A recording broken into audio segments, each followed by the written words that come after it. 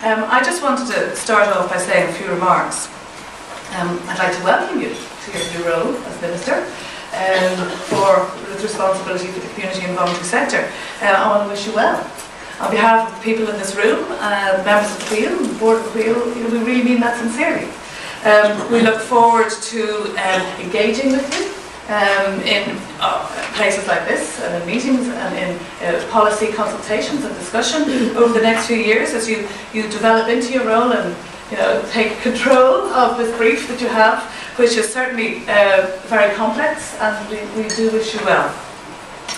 And I'd like to communicate, I guess, the willingness of the almost 900 membership of the Wheel and the board and the staff here to constructively work with you and your team, because the country is facing enormous challenges. We don't need to go into too many of them right now, but and as is the community and voluntary sector. But the new government is certainly bringing a new energy. I think it's very palpable, I have to say, and to seemingly intractable problems, the energy that you're bringing. And we can only really hope for all our sakes that you make progress. And I guess that's a really interesting place to start. Progress towards what? And I guess progress at what cost? And we'll be exploring some of those issues here today. And I guess the video, but also the diversity in this room, is a very good proxy for the diversity of the broader sector. I mean, we know some of the statistics. There's 7,800 charities registered with the Revenue Commissioners. There's anywhere up to 25,000 non-profit or civil society organisations in the country. I mean, some examples I pulled from the attendee list here today. Ability West from Galway, Ashling Adolescent Treatment Centre from Kilkenny, Cavan Community Forum, Selbridge Community Council, Midwest Simon Community from Limerick, as well as a whole plethora of organisations ranging large, medium, small, from Dublin, just to pick a couple, Irish Wheelchair Association, Donecarney Youth Community Centre, and Uncleson and Tala. And that diversity really reflects the real life diversity in society in the country. So it's kind of more or less impossible to sort of have one single way forward if we want to make progress, as I said, progress towards what. So it is kind of, impossible really to get a collective sort of agreement on what that might be.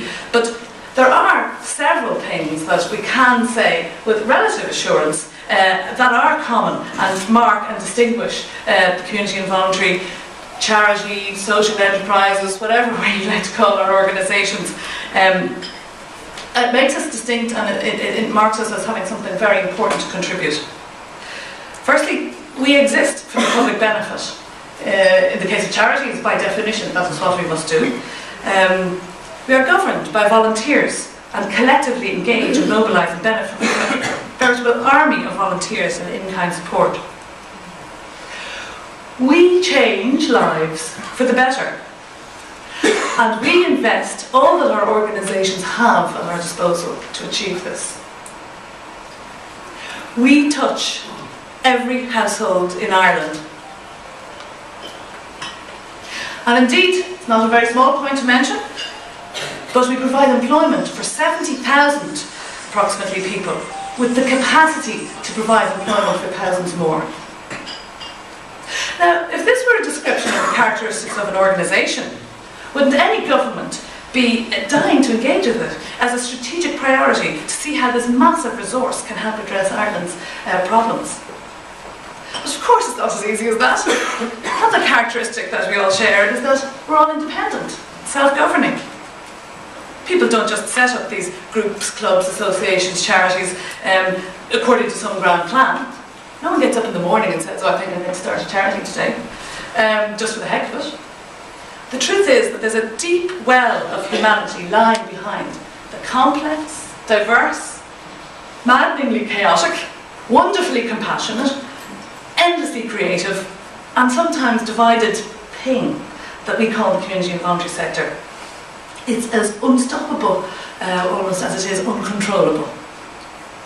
And to some, that particular messiness is a problem that should be addressed through maybe mergers and having fewer charities because there's perspective that there's too many charities. I won't go into that particular argument, but I have a very good repulse for it. To others, the very messiness of the sector is a prize to be nurtured, protected and encouraged, as it reflects the messiness of real life. To some, the very existence of the sector, as large as the one we have represented in this room, is bogus, as they see that the state should be providing an awful lot of the services that our organisations do. For others, the sector's role as a service provider is an intrinsically important element of our second major role in society, that of giving voice, of representing, of articulating the needs of people and people in need. So for all the seeming disorganisation of our sector, it's kind of an impoverished sense of logic that doesn't see beyond that. There's an impressive body of evidence that demonstrates how and where the organisations in this room and in the broader sector have partnered in a professional, organised and impactful way with the other player in the public services to change life for the better. Now, who would that other player in the public services be? That would be the state. Clearly, the more dominant provider of public services, but it is interesting to put them in the context of both the providers of public services. And what's happening here today is a manifestation of how we do organisation and that organisation approach. Over 200 people from small, medium and large organisations from all over Ireland have taken time out of their chaotic, pressurised and hectic work environments to enhance to get connected with each other, to share the analysis that we're going to do today, to build understanding and to enhance their and our collective voice.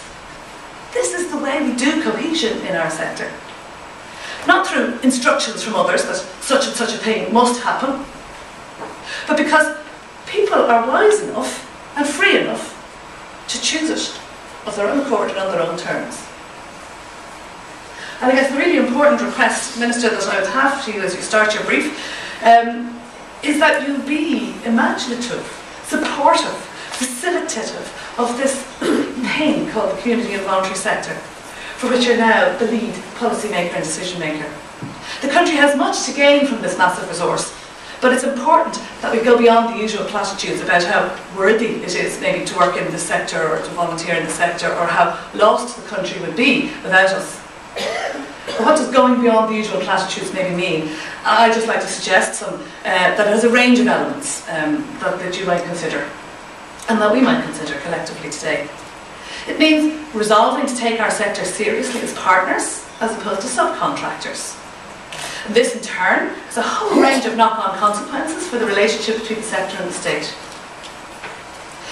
It means accepting that public services are not the same thing as the public sector, and that the community and voluntary sector has an important role to play in public services and in the public service reform agenda.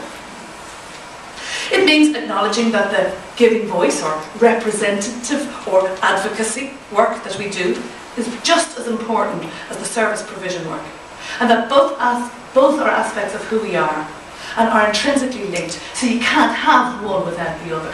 You can't have the nice part without the other part, to quote a phrase.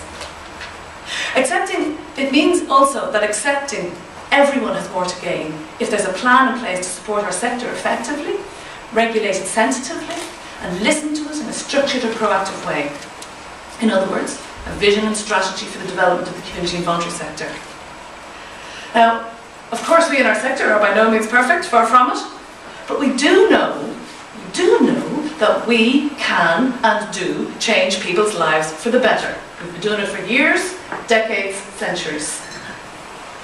We know we have our own work cut out for us here inside the sector, for us to understand how we can better do this, how we can better support our collective work and each other. And this is where the growing number of infrastructure bodies in our sector that we now have are so vitally important, and that we understand the value that they bring in addition to the value that frontline services bring. We too must face change as a sector in the coming years, and I have to say that the awareness of this is really strong out there, Minister, amongst our members. You definitely won't find us wanting in terms of engagement. But we need to be alive, exist, there, in order to be able to contribute. We've taken some savage funding cuts over the past 3 years, and we know we can't remain immune, and we are willing to do our share, and we understand that money has to be cut back. But it's the disproportionate level of the cuts that we've borne over the last 3 years that has weakened many organisations, leaving them very ill-equipped to serve their communities and the growing needs in many places. So with those words of introduction, and once again, I would like to welcome you to your new role. I look forward to engaging with you, to meeting with you and your officials, to listening to your priorities, as well as perhaps suggesting some of our own.